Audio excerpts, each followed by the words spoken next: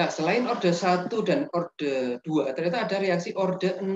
Ya, di mana tidak begitu, mau konsentrasinya besar, mau kecil, awalnya dia tidak begitu berpengaruh. Ya, misalnya saya mempunyai reaksi A menjadi B dengan orde 0. Oke, lajunya adalah minus dA per A, lajunya K kali A berpangkat 0. Ya, A berpangkat 0 adalah 1. Maka menjadi K saja. Ya. Jadi dA per dt sama dengan K. Oke. Ini minus dA per dt sama dengan K. Oke. Atau dA sama dengan K dt. Maka saya bisa integralkan. Ya. dA sama dengan dari A0 sampai AT. Maka integral dari 1 dA ya A. A maksimum kurangi A minimum. Ya, AT minus 0. Integral dari 1 dt ya jadinya T. Sama dengan minus KT. Oke. Nah, ini saya tata ulang. AT sama dengan minus KT plus A0. Maka ini sama-sama lagi dia menjadi persamaan garis lurus. Ya. Ini menjadi Y, ini menjadi MX, ini menjadi C. Oke. Jadi reaksi orde 0 pun juga akan menghasilkan garis lurus ketika kita plot konsentrasi terhadap waktu. Ya. Sedangkan T setengahnya, waktu paruhnya dapat dihitung sebagai 1/K A0 dikurangi AT. Tapi AT adalah A0 per 2. Ya. Jadi A0 dikurangi A0 per 2. 1 A0 dikurangi setengah A0. Hasilnya setengah. Maka waktu paruhnya adalah A0 dibagi 2K. Contoh reaksi orde 0. Ini antara ada reaksi dari N2 plus 3H2 menjadi 2NH3. Ini kalau dibiarkan saja reaksinya berlangsung sangat lambat. Oke. Untuk mempercepat reaksi kita tambahkan namanya katalis. Misalnya platina atau palladium. Supaya reaksinya menjadi jauh lebih cepat. Oke. Kalau dengan jalur 1 ini reaksinya lambat. Mungkin bertahun-tahun, berbulan-bulan. Kalau jalur 2, nah ini H2 dan N2 masing-masing diserap di permukaan. Okay. Jadi di permukaan mereka bereaksi, setelah bereaksi mereka terlepas. Ini ternyata jauh lebih cepat. Okay. Nah, ini reaksi ini ternyata hanya dibatasi oleh ketersediaan permukaan katalis untuk menampung H2 dan N2 tadi. Tidak bergantung pada konsentrasi N2 maupun H2. Sehingga memiliki orde 0 terhadap reaktan. Ya. Nah, ini reaksi orde 0 ini umumnya terjadi pada reaksi yang melibatkan permukaan katalis logam. Oke. Misalnya tadi NH3 tadi, ini reaksi Haber-Bosch. Ya. Mula-mula N2 dan H2 terabsorpsi di permukaan logam, kemudian gas-gas ini di atas permukaan logam ini saling bertumbukan dan bereaksi membentuk NH3. Ya, setelah terbentuk NH3, dia terlepas dari logam. Oke. Reaksinya kira-kira seperti itu. Nah, kalau orde 0 bagaimana? Tadi sudah ada hitungannya ya, jadi tidak perlu contoh soalnya. Oke. Ini digunakan untuk banyak aplikasi, contohnya pembersih gas buang pada kendaraan bermotor. Nah, ini dari mesin masuk ke knalpot ya, pipa exhaust. Jadi kalau mesinnya sudah lama nggak diservis atau ada yang tidak efisien, ini masih ada sisa-sisa bahan bakar yang belum terbakar, ya, misalnya butana atau metana atau bagaimana, ya, atau bahan bakar yang belum terbakar sempurna. Ya. Terbakar sempurna kan harusnya menjadi CO2 dan H2O. Ini baru menjadi CO misalnya. Maka diperlukan pembakaran lagi dari CO tadi supaya menjadi CO2. Supaya ketika keluar dari knalpot itu sudah aman, tidak merusak lingkungan, tidak beracun untuk kesehatan manusia. Ya. Pada temperatur tinggi di mesin kendaraan bermotor N2, ini selain tadi CO ya, yang N2 juga bisa bereaksi dengan O2 membentuk gas NO. Oke.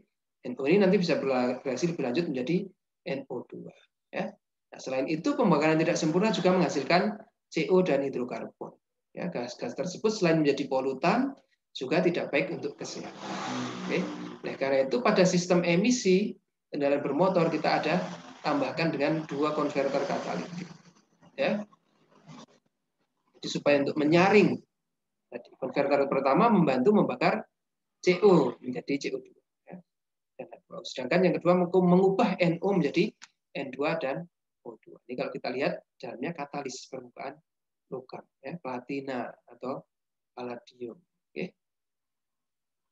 Nah, maka Anda kalau lihat yang platinanya rusak atau platinanya kotor, ya, motor atau mobil, kan biasanya knalpotnya meledak-ledak itu ya, duar.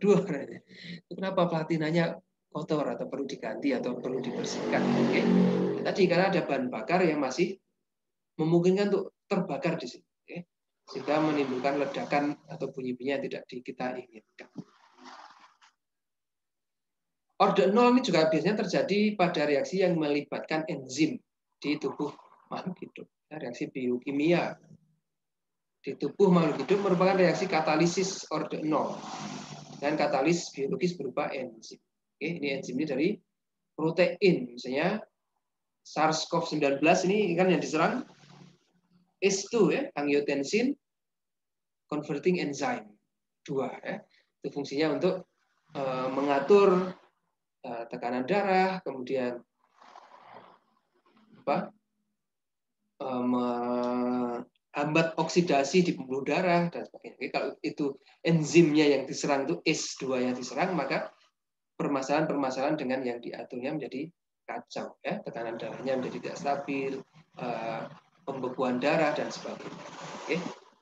Enzim tersusun atas protein dengan fungsi untuk mengkatalis reaksi tertentu dalam tubuh. Ya, misalnya reaksi pemecahan gula, glukosa menjadi ATP, ya. Ini reaksi enzim terjadi dengan sangat cepat, ya, nilai K-nya besar. Oke. Jika dibandingkan dengan reaksi tanpa enzim. Enzim juga bekerja dengan sangat spesifik, ya. Enzim tertentu ini hanya bereaksi dengan reagen tertentu saja, ya. Nah, diperkirakan dalam satu sel ini ada lebih dari 3.000 jenis enzim dengan fungsi yang berbeda. Oke. Nah, pembahasan reaksi kimia ini juga digunakan untuk aplikasi dalam bidang farmasi, obat misalnya, farmakokinetik. Ya, Anda misalnya sedang sakit, ya, diberi antibiotik atau obat batuk, disuruh minum 3 kali sehari. Ya. Kenapa sih kok 3 kali sehari, nggak 2 kali sehari atau 4 kali sehari, ya? Kenapa 3 kali sehari hanya boleh diminum dengan jarak 8 jam? Nah, itu terkait dengan metabolisme obat tersebut di dalam tubuh. Oke. Jadi kinetik reaksi kimia digunakan oleh dokter dan apoteker untuk menentukan dosis efektif obat. Ya, molekul obat diserap oleh tubuh dan didistribusikan ke seluruh jaringan tubuh melalui aliran darah. Ya. Di dalam tubuh molekul ini diekskresikan, disaring atau dibuang. Ya. Dibuang menjadi bentuk lain oleh enzim. Ya. Nah, ini dokter dan apoteker perlu menentukan konsentrasi obat maksimum, ya, dan konsentrasi minimumnya di dalam darah agar tetap memiliki efek terapi. Oke, misalnya di atas ini obatnya menjadi beracun, ya. Di bawah konsentrasi sekian menjadi tidak guna, tidak ada efeknya.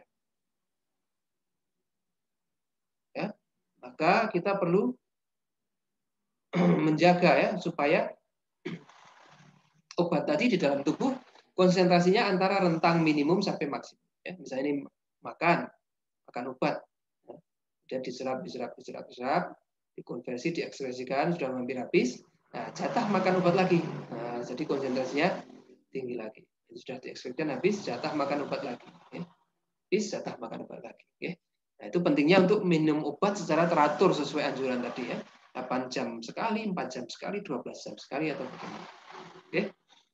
Nah, itu terkait bahasan kinetik dari berbagai reaksi kimia. Oke.